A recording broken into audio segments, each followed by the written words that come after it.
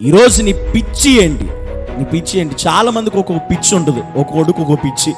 లోకంలో ఒక్కో మైండ్ ఉన్నవాడికి ఒక పిచ్చి ఉంటుంది. కానీ ఈరోజు నీ పిచ్చి ఏంటి అని అంటే, వాళ్ళు చాలా మందికి ప్రేమ పిచ్చి. ఈ లోకంలో చాలా మందికి ప్రేమ పిచ్చి. అమ్మాయిలు అంటే వెడపడడం, అబ్బాయిలు అంటే వెడపడడం, ప్రేమ పిచ్చి కలిగిన వాళ్ళు చాలా మంది ఉన్నారు. అదేవిధంగా పుస్తకాల పిచ్చి, చాలా మందికి పుస్తకాల పిచ్చోడురా అని అంటూ ఉంటారు. వాడికి ఆ పిచ్చి ఎక్కువ. కొంతమందికి సినిమా పిచ్చోడు ఎక్కువ.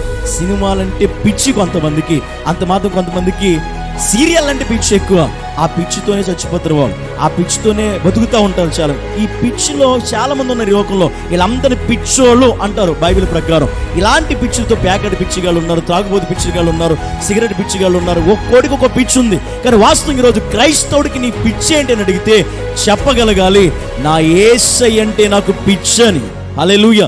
ఖచ్చితంగా దేవుని సన్నిధిలో నా దేవుడు అంటే నాకు పిచ్చి అని చెప్పగలిగే క్రైస్తవ